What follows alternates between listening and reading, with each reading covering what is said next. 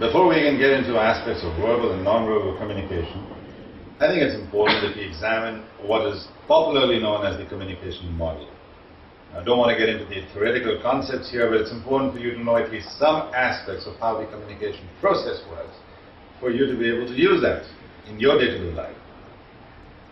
So you have two entities when you talk about communication. That's me here, you could call me the messenger. And you, who's listening to my message, let's call the receiver. So I have a message that I need to give to you. I'm assuming logically that the more effective the message that I send to you, the more the chances of you actually using that message, right? So why do the people send messages to people? Because they want to change some behavior, or they want them to demonstrate some action. So here the behavior that I want you to change probably is how you communicate. So my entire message is going to be structured accordingly. So we have three people here: the communicator or the messenger, you, the receiver, and three, the message that I'm sending to you. What else do we have here? So when the message is being transmitted to you from me, there could be a lot of noise. A noise could largely be of three types. You have what is known as environmental noise. So right now, I'm sitting in this place where, as much as I may want no noise to be there, well, Bombay is a very noisy place, so perhaps you would find noise in the background. That is environmental noise. We've tried to control that here, but on the assumption that you still hear noise in the background, that is environmental noise. If my ability to control that noise as the messenger is limited, it might be to an extent where your ability to listen to my message may actually be far lesser than it is. So, as a communicator, one thing that you need to do is to try and see how you can minimize environmental noise when you're communicating with people. In some cases, you may have control over that. In some cases, you may not have control. So wherever you do have control, that's something that you may want to look at. The second kind of noise is what we call mechanical noise. Now, as you can see, I do not have a mic on me right now. No label mics, no cordless mics, nothing. But if I had, and let's say there was a disturbance because of the mic, that's what would be mechanical noise. Or say you're talking to your girlfriend, or you're talking to your wife, or, well, you're talking to your boss, which is even worse, and there is a disturbance in the phone, and that restricts the ability of the person on the other side of the phone to really understand the message that you're sending them. In that case, you could say that mechanical noise has actually become distractive. So what do? The more important the communication, make sure that you're minimizing the mechanical noise as well. But you know what? Environmental noise, mechanical noise, while they are important to an extent, are not as dangerous. The deadliest is what I call, or what people generally call, is semantic noise. So what is semantic noise? Let's take an example. Let's say I walk into a room and I make a statement and I say, well, you know, it's a cool room. Now, some people in the room might actually feel that the temperature in the room is very low and that maybe I'm feeling cold. There could be another bunch of people who might feel that I find the room very nice, very swanky, and maybe that's why I'm saying it's a cool room. So what's the problem with this? Maybe not in this example, but in similar cases what might happen is that when as a messenger or a communicator, I say something which can be construed or understood in more than one way, there is a chance that different people understand the same thing differently, and there is bound to be confusion. Okay, let's take another example. Let's say I've been called as a keynote speaker to a seminar where there are 1,000 people sitting. And I walk in early morning, take the stage, and I'm looking tired, I'm looking obviously ill, and the first thing I say when I take the mic is, well, it's been an awful night. I've been on an overdose of drugs. And suddenly there's this audible gasp from the crowd, and people are wondering, is this the speaker we really paid to listen to? Because, this guy is a drug addict, right? But there could be people who might be just thinking that, okay, maybe Jagmohan has had an overdose of antibiotics or something else. For them, it might not matter as much, but for the people who actually thought Jagmohan is on drugs, and we're talking about the wrong kind of drugs here, there might be a problem in how they perceive the speaker or the communicator. So what do? As a communicator, I need to make sure that I am actually minimizing possibilities of semantic noise.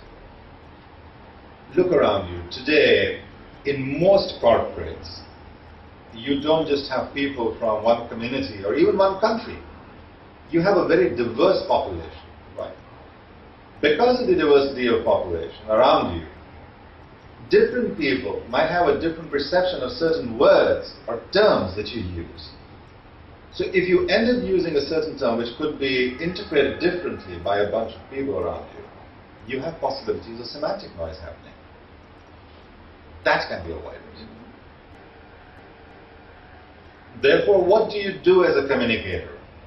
You need to make sure that depending on the kind of audience around you, you probably adapt the terminology that you use to make sure that there is minimum possibility of your words or your sentences being interpreted in a way which is different from the way that you intended it to be.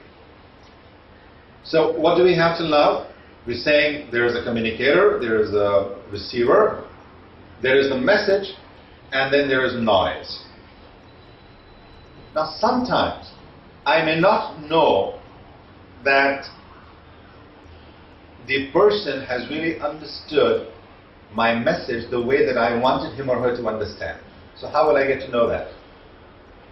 One is that you have an incredibly developed sense of clairvoyance, where without the person telling you, you can actually figure out what he or she is thinking. Well, if that's the case, you really don't need this program. But if that's not be the case, then there is another way that you could find out whether the person really understood what you were saying. And that's a magical word that's called feedback. So how do I take feedback?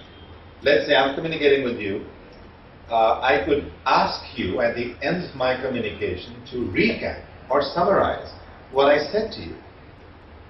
Now when you play that back to me, as the communicator, I get to know whether your understanding is really the way that I wanted you to understand it. If it is, well, good. If it is not, then I have the opportunity to correct that and give you some feedback and say, well, this is not what I meant. What I really meant is this. I'm not saying you do this in every conversation. So you're out with a girlfriend to a restaurant, you've been chatting for 5 minutes.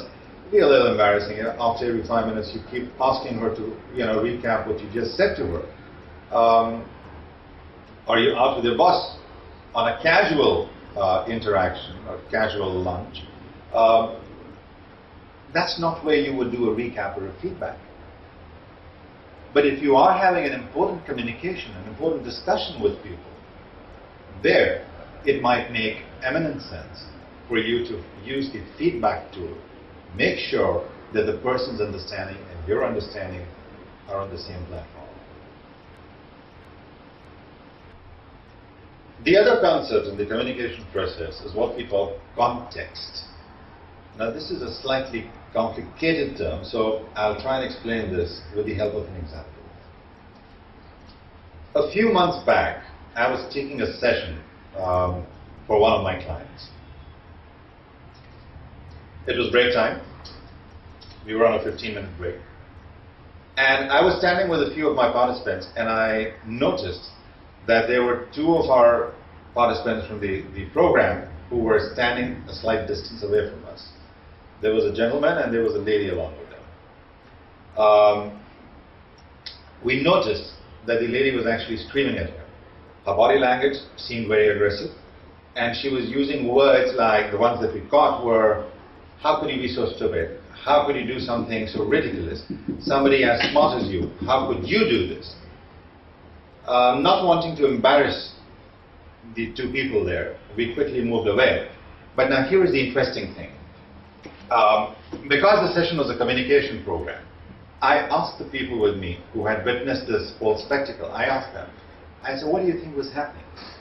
And I realized that they all had very sheepish expressions on their face. They were kind of looking embarrassed. On further prodding, one of them said, well, I think maybe the guy actually said something to her which offended her. The other guy said, well, maybe he tried something funny with her, and maybe that's why she was so irritated with him. They asked me, what do you think? I said, I don't think anything because I don't know what the context was. So they said, context? And I said, yes, I don't know the whole environment, the background in which this discussion was happening. So it'd be unfair for me to really make sense of this communication. So why don't we take some feedback from them and try and understand their context? So when we started the class, I took the liberty of asking these two people, the gentleman and the lady, and I said, look, we couldn't help noticing that something was happening there. So unless it's very personal, and if you don't mind, could we ask you what was happening? Because there were a bunch of us standing there and all of us had different interpretations. And here's what finally came up. So the guy said, well, you know, this lady, I know her for the last 10, 12 years, and we are close family friends. And I have had sinusitis for the last week or so. I've been in a bad shape. She knows about this. And because she saw that I was smoking, she got very upset, saying that, you know, if your health is so affected, why would you still be smoking? And it is so ridiculous. And one would have expected from somebody as smart as you. Now, the moment we heard this, we realized the background, the context, and we knew that it was none of what the other participants had been thinking. So I guess the point I'm making is, a lot of times around you in life, you will find communication happening. You will be prone to making judgments about people, about situations, but if you've not really understood the context, you will end up making the wrong judgments. Or for that matter, if you don't take the initiative to explain your context to people, what if you had been that guy, or what if you had been that lady in that interaction that was happening? If sometimes you don't explain the context to people, people might actually walk away with perceptions which may be completely wrong, and that may actually not be good for you. So context, therefore, becomes very important.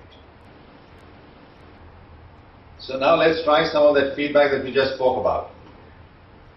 We've covered the communicator, we've covered the receiver, the message, which is very important. We've covered the concept of noise, the concept of feedback, which is where you actually take feedback from people to make sure that their interpretations are the same as what you intended them to be. And finally, we studied the concept of context. There are a few other concepts related to communication, like encoding, decoding, the channel of communication, and so on. Should any one of you want to have more information on any of those concepts, you're welcome to write to me. My contact details are available on the page, and I look forward to interacting with you. Till we meet for the next session, have a great day.